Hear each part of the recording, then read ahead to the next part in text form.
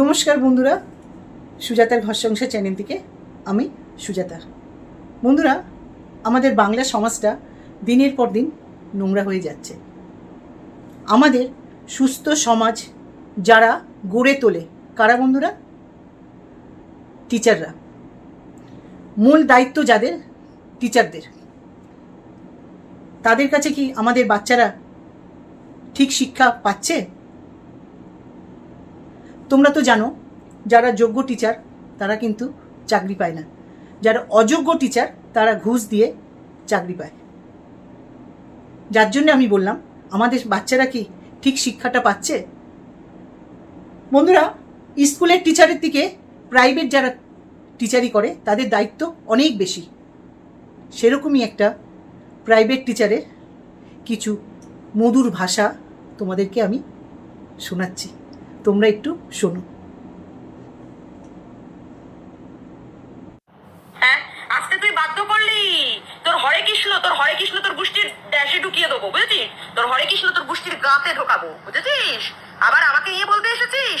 তোর তো বাবা রে। হ্যাঁ, আজকে তুই বাধ্য লাইভে, উমকে লাইভে এখনো সেটা জল জ্যান্ত আছে। বাপরে বাপ, যা দেহ, এই দেহ, খোদার খাসি মারি, এই মালটা যখন মরবে পুড়তে গিয়ে না কত সময় লাগবে। বাপরে বাপ, এত লাইভে, উমকে লাইভে, বাপরে বাপ, এত বড় নধর কান্তি দেহ রে। বাপরে বাপ, এই মাগিকে কে মন শান্তি করে দেবে? ওই ঠাপা ঠাপ মারানোর জন্যই লোকে নিয়ে গিয়ে তারপরে ঠাপিয়ে নিয়ে গিয়ে কোনো জঙ্গলে ফেলে রেখে দেবে। বেশি বলতে আসলে না, একদম জায়গা মতো গুজে দিয়ে দেবো, বলে দিলাম। বেশি লেগো না। বাপ, লোকের পিছন মাতাল বেশ্যা, নাম্বার ওয়ান বেশ্যা, আবার বড় বড় কথা বলতে বসে। বন্ধুরা, হরে কৃষ্ণ তোমার কুচি, হরে কৃষ্ণ মারিয়ে লোকের পিছন মারতে বসেছো। হরে কৃষ্ণ, তোমার একদম পুরোই মানে মানে বিগ্রানো মুখটা না একদম একদম আরো বেশি বিগড়িয়ে দেবো। এমনি ঢেবড়ি আর কি দেখতে লাগে। জানোয়ার কথা কারে ছিনাল দিয়েছিল তুমি, তোমার একদম পুরো পরিবারটাই হচ্ছে রেড লাইট এরিয়ার, মানে পুরো পরিবার। সে আবার আমাকে নিয়ে বলতে বসে, দুধ খাইয়ে আর নিচের তলায় হাতে চুলকানি মুটিয়ে সুখ মিটিয়ে তারপরে না বিয়ে মারিয়েছিস। হ্যাঁ, তারপরে না বিয়ে মারিয়েছিস। পরিবারটাই হচ্ছে রেড লাইট এরিয়ার, মানে পুরো পরিবার। সে আবার আমাকে নিয়ে, হ্যাঁ তাই না? তুই কি করতে বসেছিস এখানে? তুই ইউটিউবটা মারাচ্ছিস কেন রে? তুই এখানে কি মারাতে বসেছিস? তোর মা সকালবেলায় ওই টিয়া পাখি নিয়ে টিয়া নিয়ে মারাতে যায়। তোর তো পয়সাও জোটে না, ওই জন্য না তুই ইউটিউব মারাতে বসেছিস। হ্যাঁ, তুই আবার লোককে জ্ঞান দিতে বসেছিস। হ্যাঁ তাই না? তুই কি করতে বসেছিস এখানে? তুই ইউটিউবটা মারাচ্ছিস কেন রে? তুই এখানে কি মারাতে বসেছিস? তোর বন্ধুরা, তোমরা তো শুনলে টিচারের ভাষা। এই টিচার অন ক্যামেরায় এইরকম ভাষা কি করে বলতে পারে? আর এই টিচারের কাছ থেকে বাচ্চারা কি শিক্ষা পাবে?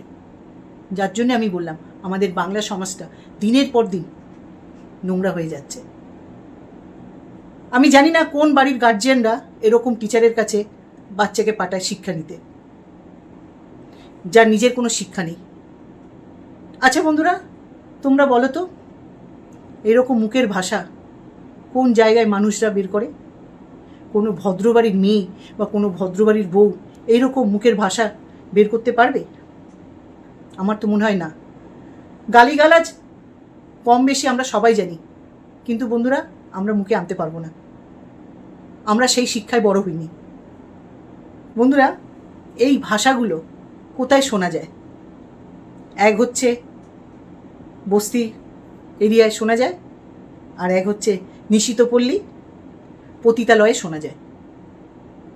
বন্ধুরা, আমার মনে হচ্ছে এই যে প্রাইভেট টিচার যার ভাষা তোমরা শুনলে, এই হচ্ছে যখন ওর মায়ের পেটে ছিল তখন থেকে এই গালিগালাজ শুনে এসছে, আর ভূমিতে পড়েও এই গালিগালাজ দিচ্ছে। তো বন্ধুরা,